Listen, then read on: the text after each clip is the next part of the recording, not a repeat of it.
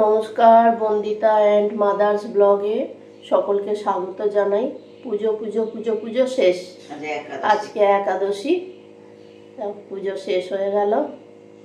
কালকে অনেক ঠাকুর বিসর্জন হয়ে যাচ্ছিল, ওই দিকটায় যায় জানো মা, পাটুলির ওই ইয়েটার মধ্যে অনেক ঠাকুর ওই দিকটায় যাচ্ছিল। আসলে ফ্ল্যাটের ঠাকুরগুলো, এখানে তো বেশি ফ্ল্যাট, প্রত্যেকটা ফ্ল্যাটেই ঠাকুর ওঠে।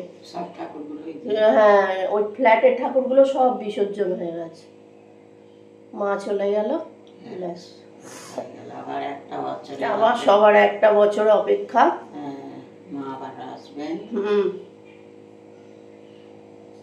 মা চলে গেল, চলে এবার রান্না বান্না বসাবে মা। তাই এদিকে আকাশ কি করবে ভেবে পাচ্ছে না, একবার মেঘ হচ্ছে, একবার মেঘটা কাটছে, এবার বৃষ্টি আসবার মতো হয়ে একদম হয়ে যাচ্ছে। কি হবে কে জানে, আকাশটা বিরক্ত লাগছে, ভালো লাগছে না। মেঘ এরকম থাকলে কারো শরীর মন মেজাজ ভালো লাগে না, বিরক্ত লাগে। আর চলো চা খেয়ে নিয়ে আবার অফিস যাব। মা রান্না করছে বাঁধাকপি, ইলিশ মাছের মাথা দিয়ে বাঁধাকপি করছে, এখনো হয়নি, হচ্ছে দেরি আছে। আর ওদিকে করেছে মাছের ঝাল।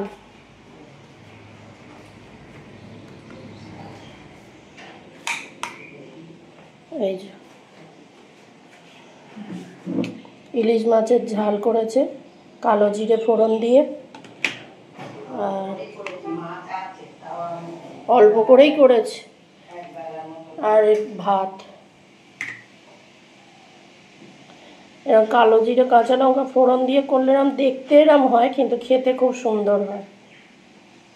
এই যে আমি রেডি হয়ে গেছি, এবার অফিস যাব। এই যে শেষ অবধি আমাদের বাংলা স্কুল টেনেছে, বাংলা স্কুলের ঠাকুর দেখতে এসেছি মনে মিলে। এই যে এটাই আমার পুরনো জায়গা, ছোটবেলা থেকে একদম ভোরবেলা থেকে উঠে এসেছি, পুরনো মাসির মেয়েরা, হ্যাঁ সব।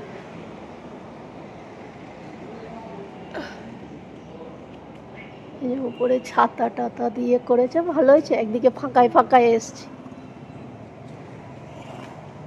এটাই আমাদের শখ ছিল একটা সময়, যেখানেই ঠাকুর দেখতে যাই না কেন দৌড়ে দৌড়ে চলে আসবো। সন্ধ্যেবেলায় সন্ধ্যা আরতি হবে, নাচবো, 3 বোনে, মাছ দুটো, 2 বোন আর আমি।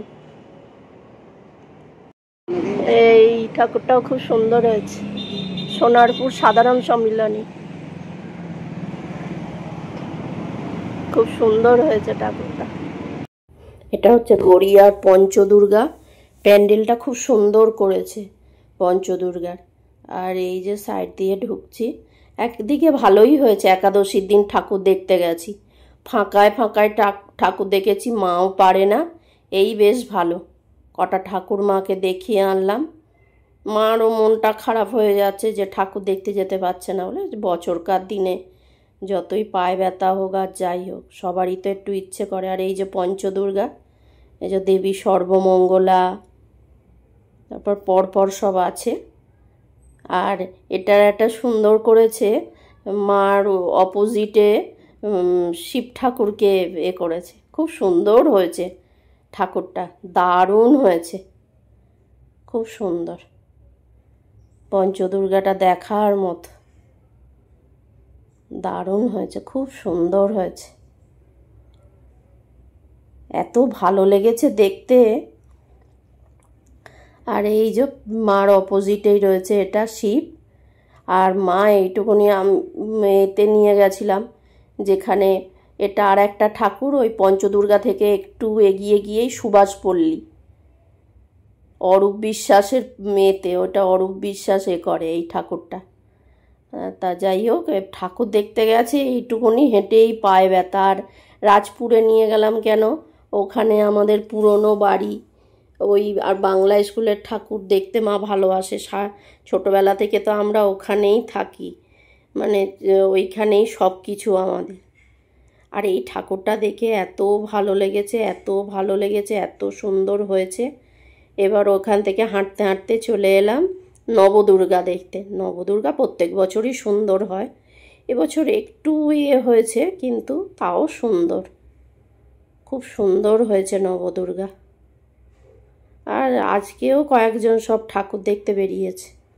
তারপর নবদুর্গার ওখানে গিয়ে দেখি অনেক দোকান বসে, মেলা মতন বসে, সব দোকান দেখি তুলে দিচ্ছে আজকে। আর এই ঠাকুরটা, এই নবদুর্গাটা কার্নিভালে যায় প্রত্যেক বছর। এবছর আর যাবে না, হচ্ছে যে বলে দূর, ওই অনেক খাটুনি হয় ওদের, সারা রাত ধরে জাগতে হয়, তারপরে ওই ট্রলি ফলি যেগুলো যায় অনেক টাকা খরচা হয়, ওই জন্যে ওরা নিয়ে যাবে না এবছর কার্নিভালে। এই যে নবদুর্গা দারুণ হয়েছে। আর এইটাই নবদুর্গা থেকে বেরিয়ে এসে আপনজন বলে একটা ক্লাব আছে, ওইখানে খুব সুন্দর হয়েছে ঠাকুরটা। ঠাকুরের মুখটা খুব সুন্দর, প্যান্ডেলটাও খারাপ হয়নি, ছোটোর ওপর খুব সুন্দর হয়েছে প্যান্ডেলটা। এই যে মায়ের মূর্তিটা খুব সুন্দর হয়েছে। ঠাকুর মানেই সুন্দর। তা যাই হোক, মাকে এই কটা ঠাকুর দেখিয়ে আনলাম, মাও খুশি। দুই মা মেয়ে চলে এলাম ঠাকুর দেখে।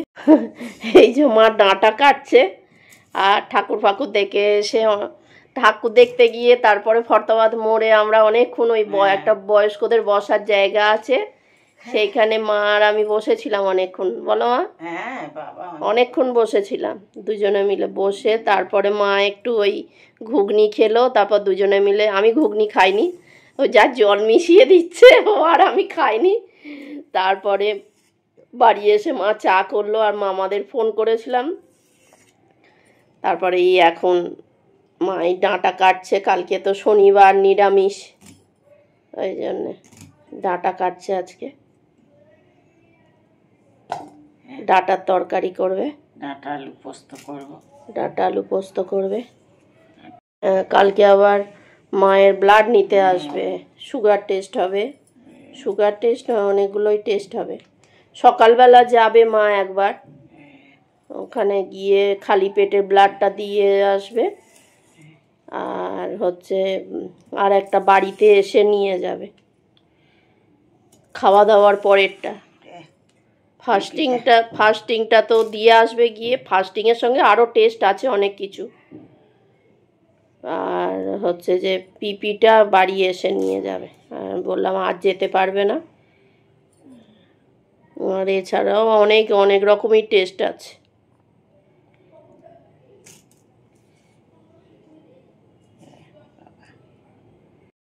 এই যে ওকে ভাত দিয়েছি, খাচ্ছে।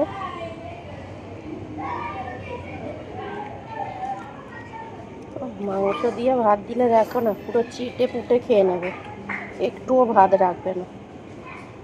লাস্ট অবধি দেখাবো, দেখবে একটা ভাতও রেখে দেবে না। আবার নিচে পড়ে থাকলে সেইটা চেটে চেটে খেয়ে নেয়। বাটি টানতে টানতে কোথায় নিয়ে যাচ্ছে দেখ। এই চাটতে চাটতে চাটতে চাটতে একটাও ভাত রাখবে না। মাংস দিয়ে দিলে ওর নিচে পড়ে থাকবে, এগুলো শুকছে এইবার। হ্যাঁ, আবার নাকের ওখানটা লেগে থাকলে সেগুলো পা দিয়ে টেনে টেনে আবার চেটে খাবে।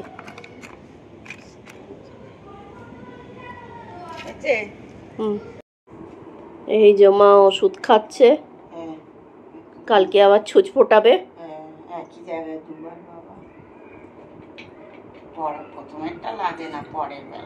একই হাতে তো, ওই জন্য তো দু হাতে নেয় না, তোমার তো সে উপায় নেই, ওই জন্যই লাগে। ওই জন্য বললো তো পরের দিন করবেন, পরের দিন করলে আরো ব্যথা, দিনের দিন যা হয়ে যাবে হয়ে যাবে।